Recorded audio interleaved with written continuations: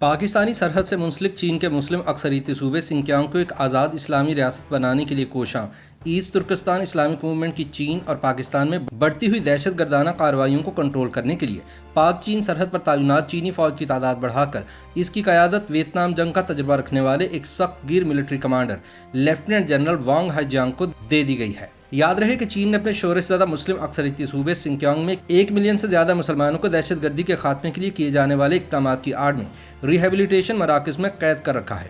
چین کے شورش زدہ علاقے سنکیانگ میں مسلم اقلیت ایغور نسلوں سے آباد ہے، تاہم انہیں امتیازی سلوک اور جبر و استحصال کا نشانہ بنانے کا سلسلہ گزشتہ چند برسوں میں غیر معمولی حد تک بڑھ گیا ہے۔ اس پر بہت سی عالمی تنظیموں اور انسانی حقوق کے سرگرم اداروں نے نکتہ چینی بھی کی ہے۔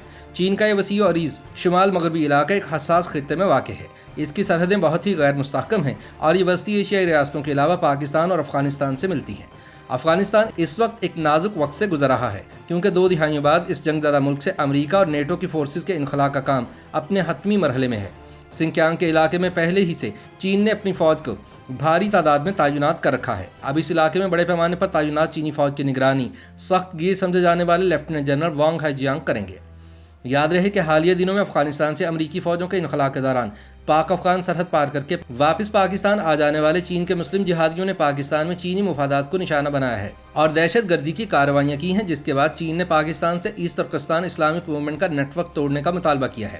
یہ مطالبہ حال ہی میں داسو ہائیڈرو پروجیکٹ پر کام کرنے والے چینی انجینئرز کی بس پر حملے کے بعد سامنے آیا، جس میں 9 چینی انجینئرز ہلاک ہو گئے۔ بعد ازاں تفتیش کے دوران انکشاف ہوا کہ یہ حملہ چینی جہادیوں نے تحریک طالبان پاکستان کی مدد سے کیا۔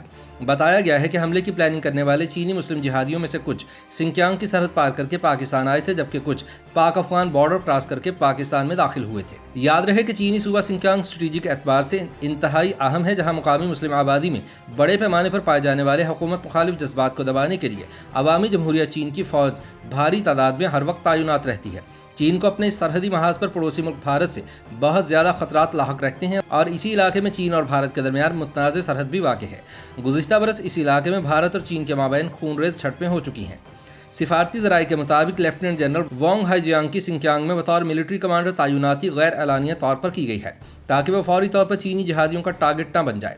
چین کے سرکاری میڈیا کے مطابق وانگ سن 1980 کے اوائل میں ویتنام اور چین کی سرحدی جنگ کے دوران elite Peoples liberation army unit میں خدمات انجام دے چکے ہیں۔ ان کی سنکیانگ میں بطور آرمی کمانڈر تقرری اس بات کا ثبوت ہے کہ چین اپنی سرحد پر سنگین خدشات سے دوچار ہے اور اس کے سدباب کے لیے ممکنہ اقدامات کر رہا ہے۔ چین کے لیے افغانستان سے امریکی فوجی انخلاء کے بعد کی علاقائی صورتحال سب سے بڑا چیلنج نظر آ رہی ہے۔ بیجنگ کو اپنی سرحد پر یغور عسکریت پسندی کے مزید زور پکڑنے کا اندیشہ ہے، اس لیے چینی حکام نے حال ہی میں بیجنگ کا دورہ کرنے والے افغان طالبان کے ایک اعلیٰ سطحی وفد سے بھی یہ مطالبہ کیا تھا کہ طالبان افغانستان میں ایسٹ ترکستان اسلامک موومنٹ کے جہادی نیٹ ورک کے خاتمے کے لیے فوری اقدامات کریں، کیونکہ اس کے عسکریت پسند افغانستان کے راستے پاکستان میں داخل ہو کر چینی مفادات پر حملے کر رہے ہیں۔ دوسری جانب طالبان افغانستان میں امریکی فوج کے انخلاء کے سلسلے کے آغاز سے ہی تیزی سے اپنا علاقائی پھیلاؤ جاری رکھے ہوئے ہیں اور 8 صوبوں کو اپنے قبضے میں لے چکے ہیں۔ اسی دوران چینی وزیر خارجہ نے یہ امید ظاہر کی ہے کہ افغان طالبان پرامن طریقے سے ایسٹ ترکستان اسلامک موومنٹ کے ساتھ نمٹیں گے۔ چین کا یہ دعویٰ ہے کہ ایسٹ ترکستان اسلامک موومنٹ وہ گروپ ہے جو سنکیانگ کی بطور مسلم ریاست آزادی کی تحریک کی پشپناہی کر رہا ہے، لہٰذا یہ ریاست دشمن گروہ ہے۔ YouTube پر گوگلی نیوز دیکھنے کے لیے youtube.com کی سرچ بار میں googly news T V type کریں۔ گوگلی نیوز کے پیج پر سرخ رنگ کے سبسکرپشن والے بٹن پر کلک کرنا نہ بھولیے۔ YouTube پیج پر اپلوڈ ہونے والی ویڈیوز سے باخبر رہنے کے لیے بیل آئیکن پر کلک کیجیے۔ آپ کو ہر نئی ویڈیو کے بارے میں نوٹیفیکیشن موصول ہو جائے گا۔